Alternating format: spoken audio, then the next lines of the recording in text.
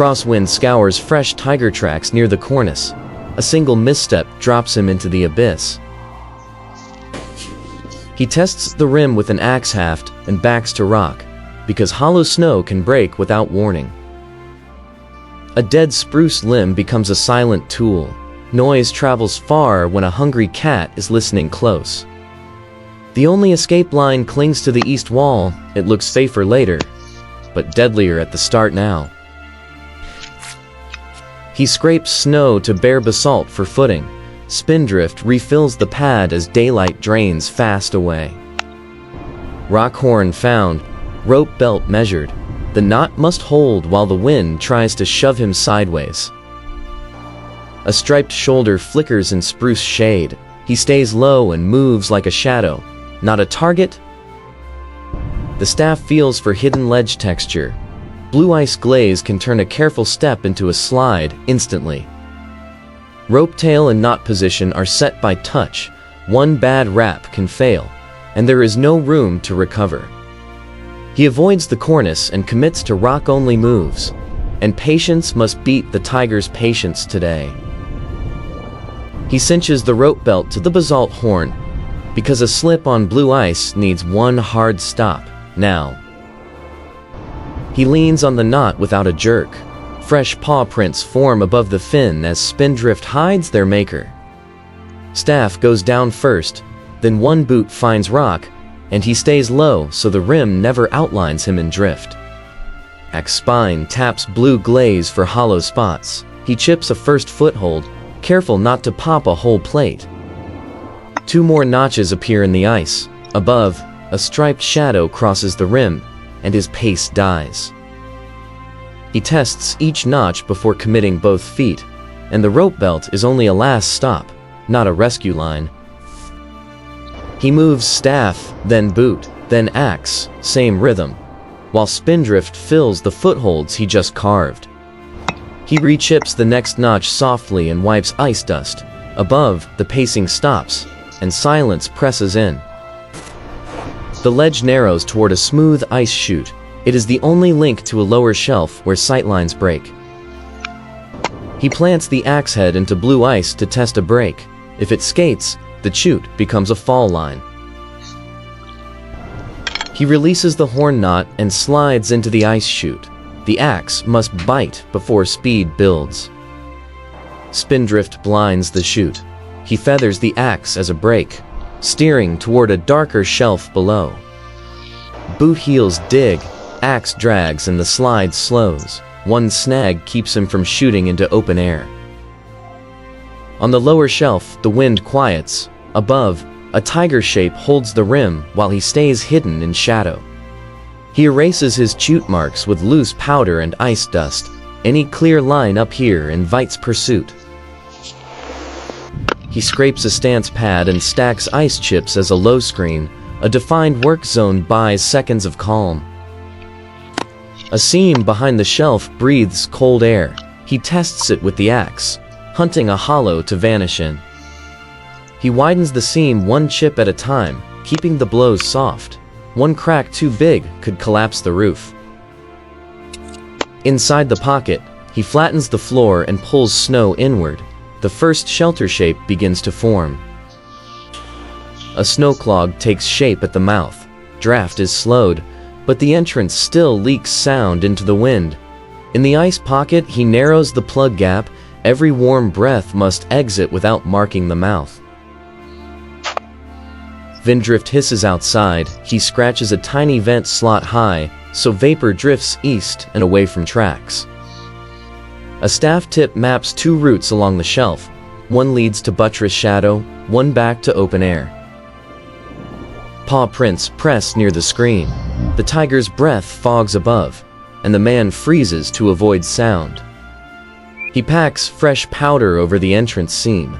Scent and sound both soften, buying a thin slice of time. He shaves dry spruce into hair-fine tinder, because cold hands need fire ready before darkness settles. From an inner pocket, flint and steel appear. Sparks jump, but the first tinder smolders, not yet. A single ember takes in the fungus. He cups it from wind. feeding it with shavings until it brightens. The flame stays tiny and low. He shields it with ice chips, counting on the vent to hide the smoke. Warmth finally touches his gloves. Outside, wind masks sound, but a new track line forms somewhere above. He dims the hidden flame and watches the rim drift. New pressure in the snow means the shelf is exposed. He tunes the vent and lets smoke drift east at dusk, masking scent while planning a low west exit. Tools vanish into his coat. The plug loosens by millimeters, 'cause leaving a mark here is deadly. He slips out low behind the ice screen and reads paw prints. The buttress shadow becomes the only road. Along the shelf, each boot tests blue ice. One slip feeds the abyss, so he cuts shallow steps with steel. A striped blur returns near the screen, hidden in shadow. He taps ice eastward to pull attention away. At the buttress horn, the rope belt becomes a handline. He lowers down where wind cannot help him. Boot finds a lower ramp. Dusk collapses to night, and the cliff finally releases him into deeper snow. He crosses the apron in wind's teeth, keeping scent downwind. Distance from the rim is real safety. Stunted Brute appears at the base. He rebuilds a microfire behind branches, trading height for cover. Under Thruce bows, he raises a low snow wall. The microflame stays buried from sight and wind. He cuts a shallow trench bed and lines it with boughs, building warmth without letting smoke pool. A fist-sized ice cup holds packed snow. He melts it slowly, because water is heat stored for later. A faint crunch carries from the cliff. He pinches the fire to ember and sweeps loose powder over tracks. Between branches, a striped blur and breath fog drift east. He locks still, hiding glow under snow. He drags a branch downwind to fake a trail, then stops, letting the wind ride over his real steps. The ember rides in fungus inside his coat. He listens, then chooses the darkest spruce corridor away. Crouched in deep powder, he moves slow and low, using the staff to lift bows and mask prints. At a fallen log, he rebuilds the lee pocket. Snow blocks rise, and the ember becomes flame again. Far behind, breath fog blooms once more. He turns deeper into timber, aiming for water by first light. He leaves the log pocket and slips into black spruce, keeping the ember dead dark against his chest. Under heavy boughs, he steps where prints collapse. The wind carries every mistake east into emptiness. A faint gurgle under snow marks water. He follows the hollow sound into a creek cut below the trees. He probes the bank ice with the staff, choosing a sheltered bend where the current keeps danger visible. Steel bites a small access hole, and he works low and slow, so ice cracks cannot shout through the timber. An ice cup catches dark water. He warms it in his mittened palm, saving heat like currency tonight. He seals the hole with packed snow and a bow sweep, leaving no bright scar for eyes that track fast. With water secured, he angles into willow shadow, letting the creek carry scent away to the east. Behind willows, he raises a knee-high snow screen and wakes the ember just enough to hold for dawn. A distant breath fog blooms once, then fades. He kills the glow and commits to moving at first light. First light thins the dark. He kills the ember, hockets water, and slips out before branches settle. He walks the creek edge on hard ice, because powder tells stories. Every step aims to vanish by wind. A crack whispers under his boot. He shifts to the bank, using the staff to read the ice before it argues. The current opens a black seam. He bridges it with a pole and one careful boot, refusing a loud splash.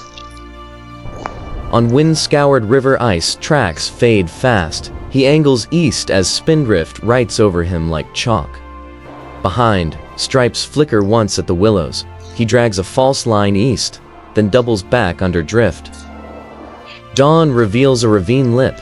He climbs a basalt slit, trading speed for height where paws cannot follow.